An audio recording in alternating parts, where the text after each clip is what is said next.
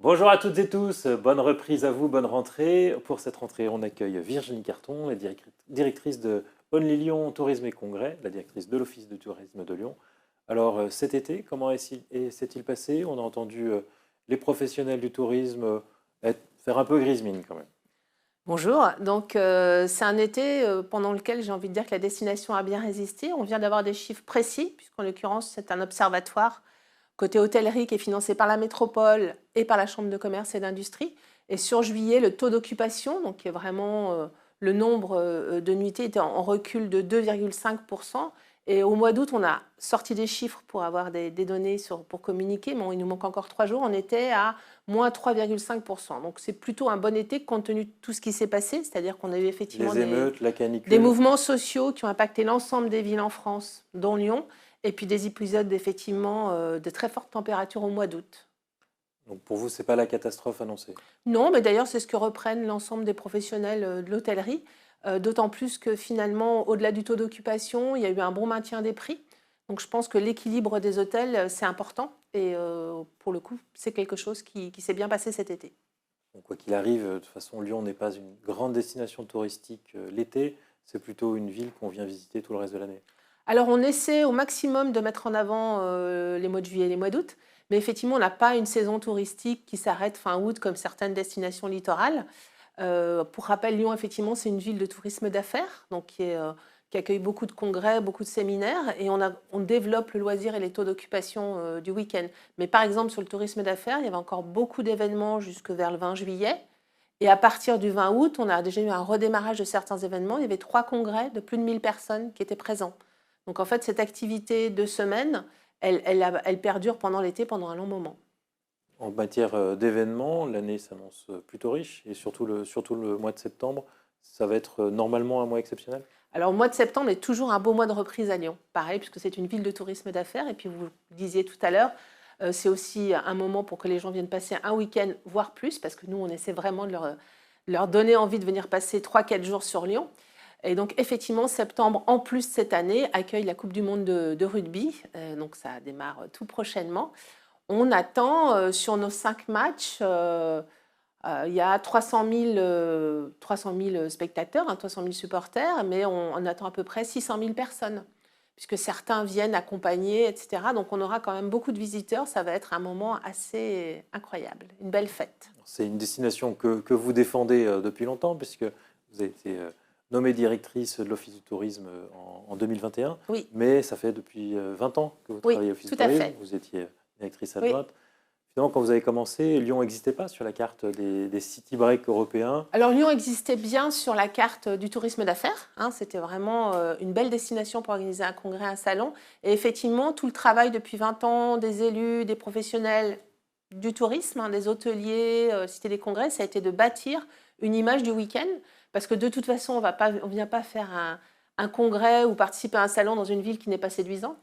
Et en fait, tout notre enjeu, ça a été de faire essayer la ville à ceux qui ne la connaissaient pas. Parce qu'en fait, au-delà de l'image, tous les gens qui viennent passer un week-end, un jour à Lyon sont ravis, extrêmement surpris, très surpris positivement de découvrir, alors au-delà du patrimoine bâti, puisqu'on a quand même en fête cette année les 25 ans de l'UNESCO, mais aussi les 2 fleuves, les nombreux parcs, la gastronomie. Donc il y a toujours, on a des taux de satisfaction assez incroyables de gens qui sont venus passer des week-ends à Lyon. Alors pour Lyon, pour les professionnels du tourisme, c'est formidable. Pour le bilan carbone, en revanche, ça l'est beaucoup moins.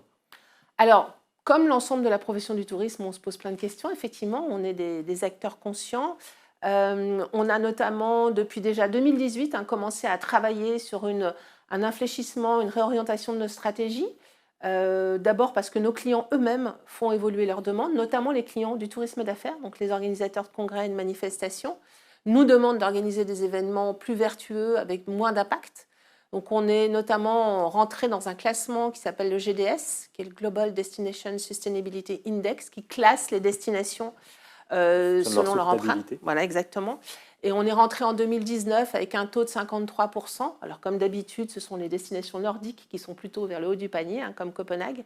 Et là, en 2022, on a atteint un taux de 83%. Donc vous voyez, ça a été l'opportunité en fait pendant toutes ces années. Donc on a eu cette période Covid qui a été une pause forcée pour nous et puis pour les professionnels du tourisme aussi, hein. Donc, vraiment un événement relativement dramatique finalement, mais que certains ont mis à profit pour réfléchir. Et nous, notre enjeu, ça a vraiment été de dire, c'est le moment de se repositionner, d'accompagner les pros. Donc, on finance des écolabellisations, des éco-certifications. On a fait des inventaires sur tous les dispositifs qui existaient.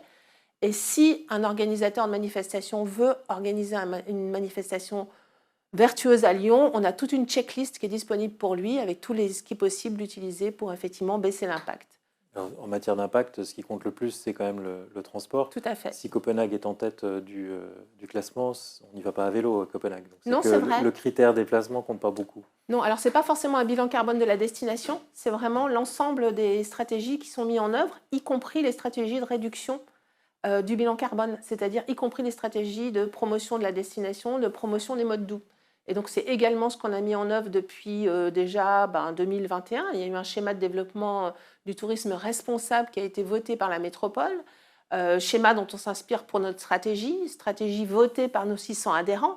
Et donc, il y a vraiment, je dirais, un nouveau chemin qui est en train de se mettre en place pour effectivement essayer de promouvoir les modes doux. Donc, on travaille en termes de promotion beaucoup avec les transporteurs ferroviaires. On a la chance à Lyon d'être un hub, donc de pouvoir travailler avec la SNCF, avec la Renfe, avec Trenitalia quand il n'y a pas de problème de transfert entre l'Italie et la France, parce qu'effectivement, j'ai appris que les lignes sont interrompues momentanément. Mais on a la chance d'avoir ce hub. On travaille aussi avec l'opérateur belge, on peut travailler aussi avec l'anglais, etc. Donc, à la fois pour faire venir des gens en train, et puis, une fois qu'ils sont sur la destination, pour vraiment promouvoir les modes doux. À vous entendre, il n'y a pas eu de révolution écologique en 2020 au moment de l'alternance politique? Sur le tourisme, non. Sur le tourisme, il y a eu vraiment d'abord un soutien de la part de la gouvernance pendant cette période, ce que je vous ai qualifié de dramatique. C'est-à-dire que nous, on a eu des financements exceptionnels pour rembourser les cotisations des adhérents sur cette année 2020. On a eu des plans de relance spécifiques dédiés. La gouvernance et le schéma de développement actuel conforte le fait que Lyon est une place importante de congrès scientifiques et il doit le rester. Donc on est toujours sur la conquête de nouveaux congrès scientifiques aussi. Donc, pas de révolution écologique, on continue de défendre on est dans une, je dirais qu'on est dans une stratégie logique. D'ailleurs à l'international, alors en particulier pas tout à sur les fait, Américains. puisqu'on travaille, on a arrêté de travailler notamment les destinations asiatiques, donc Japon, Chine. Effectivement, on se concentre sur les États-Unis et l'Angleterre, pas comme tout le monde. Enfin, voilà. Les Chinois viennent plus beaucoup. Non, mais il y a des destinations qui continuent à faire des opérations de promotion. Après, voilà, chacun a sa stratégie. On n'est pas. Je pense que chacun, toutes les structures et toutes les destinations évoluent chacune à leur rythme en fonction de la concertation avec les socio-professionnels, en fonction des évolutions de la gouvernance. Un de vos enjeux, vous avez affiché ces dernières années, c'est de développer le tourisme local, notamment avec la marque à la Lyonnaise. Donc en chaque Lyonnais, il y a un touriste qui sommeille. Alors, ce qui est super avec à la Lyonnaise, c'est que ça marche avec les visiteurs comme avec les locaux, puisque à la Lyonnaise, en fait, c'est exactement ce que n'importe quel visiteur, qu'il soit parisien, marseillais, anglais, italien, a envie de vivre. Il veut vivre un week-end à la Lyonnaise. Donc, on s'est vraiment emparé de cette marque pour mettre en avant tout ce qui se passe au niveau actualité. Donc, c'est un support papier qui est distribué gratuitement dans 400 points dans la métropole, qui vraiment reprend l'actualité du trimestre et les nouveautés. Donc, ça nous permet, nous, de parler à nos visiteurs et aux Lyonnais de tout ce qui va se passer dans les 3 mois. Et effectivement, ça permet de parler des nombreux festivals, de tout ce qui, de l'actualité, des expositions, etc., de mettre en avant les nouveautés et puis de mettre en avant des territoires sur l'ensemble de la métropole qui ont aussi leurs attraits, qui sont aussi intéressants. Alors, ça dépend ce que cherche chaque lecteur, en fait, s'il est vraiment spécialisé plutôt sur le patrimoine, s'il a envie de gastronomie. Et l'objectif, c'est que les Lyonnais aillent plus au restaurant, plus au musée? L'objectif, c'est que les Lyonnais s'emparent de leur territoire. C'est qu'ils se disent, je passe un week-end à Lyon, je vais m'amuser, j'ai plein de choses à faire, je suis plutôt branchée vélo, il y a plein de pistes cyclables, je peux aller me balader dans le Beaujolais. On travaille beaucoup avec les territoires à côté, et notamment avec Destination Beaujolais. Je suis plutôt nature, il y a des parcs, je peux aller sur Miribel-Jonage, il y a le parc de la Fessine, il y a les grands parcs de Lyon, je suis plutôt gastronomie, je suis plutôt exposition. En fait, l'idée, c'est que vraiment, ils sachent où trouver tout ce qui les intéresse et se dire que passer un week-end à Lyon, c'est un bon moment aussi. Un mot sur la gastronomie. On entend que les professionnels du secteur sont assez inquiets de la baisse de pouvoir d'achat des habitants. Lyon, de manière plus générale, est-elle encore vraiment une capitale de la gastronomie? Il n'y a plus de 3 étoiles à Lyon. Alors, il n'y a plus de 3 étoiles à Lyon, mais peut-être que finalement, ça libère un peu de la créativité et ça ôte du poids à ceux qui en avaient. Donc, effectivement, l'an prochain, c'est les 100 ans de Paul Bocuse.